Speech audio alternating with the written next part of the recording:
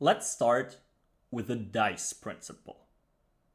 You won't actually need a dice. It's just an image to help your mind thinking about things.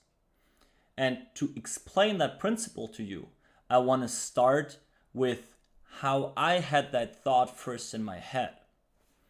I'm someone who loves complaining about how bad he runs, even when I'm not running bad.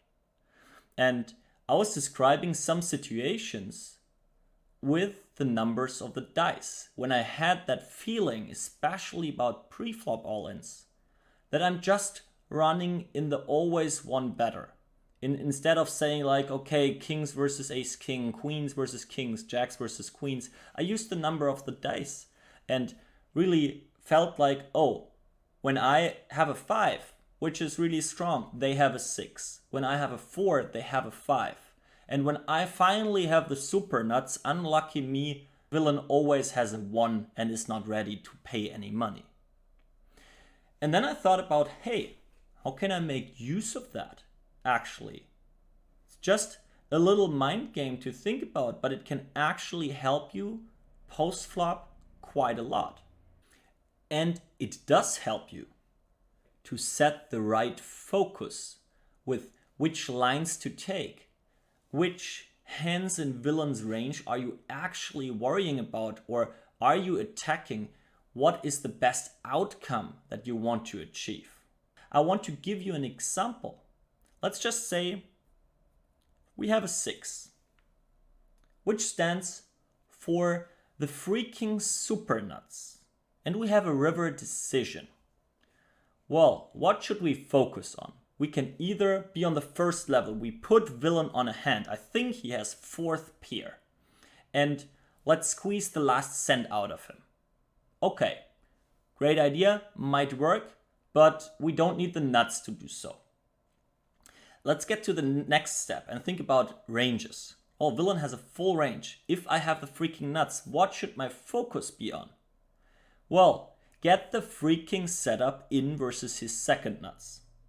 The worst thing that can happen is to make your hand look that strong or make it look that trappy that villain ends up calling the second nuts. And instead of winning the full stack, we only win like a small bet or something.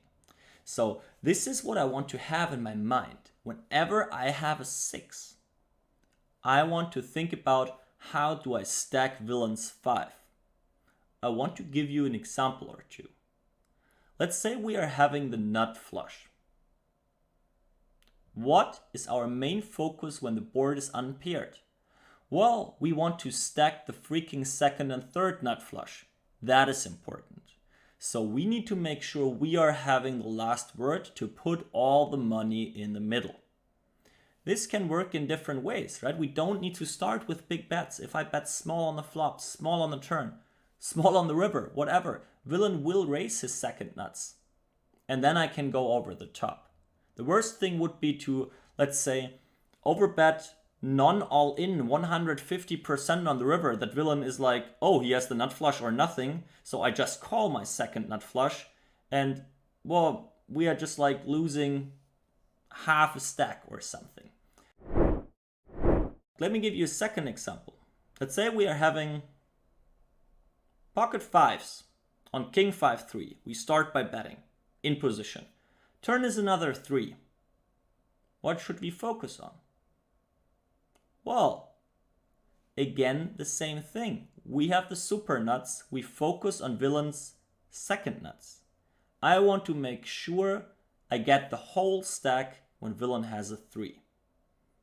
Now is the question, well, do I need to overbet, go crazy? No, I don't, because villain will raise his 3. And this is my focus. My goal is not to bet big or anything.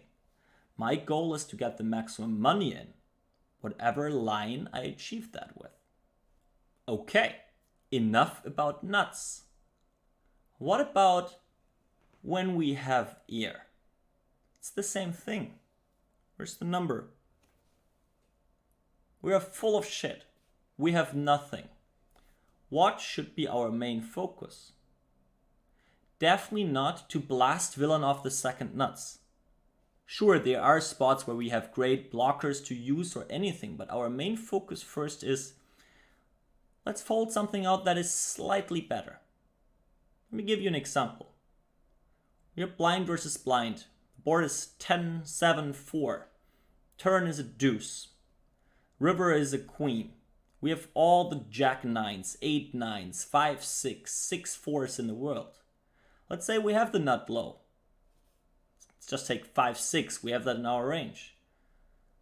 Well, what is my main focus now? I need villain to fold his 8, 9, his jack 9, the open enders that missed. I want just to fold out his 9x. I want to fold out his jack high.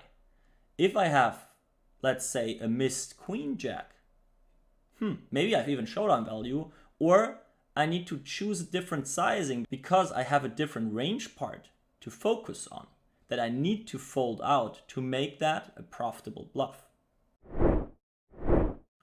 One more example. We have a 3. We check call in the big blind out of position, a mid pair. Villain checks the turn back on whatever card. River is another whatever card. Now it's our question, how do we get the most money out of our hand? So the next focus is, well, does it make sense to bluff out 4s? Well, maybe if the board changed quite a lot, but probably not. Is there a chance to get even more value from something that we could call a 2 for villain? Right? Does he have bottom pairs or pocket pairs that are worse than others that have a good reason to catch and we can put in a block bet? Perfect. Then we should do so.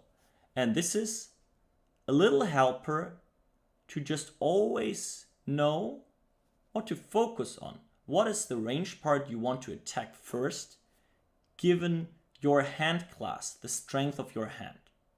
So the takeaway of this little dice principle here is really that it can help you to have the focus on the right things. When you have the nuts, make sure to stack villain's second nuts. If you have the weakest hand possible, a bluff can be good with only the goal of folding out villain's 2s, even like just slightly better air. I gave you lots of examples, and this is something you can always focus on. And this is where the dice principle should help you.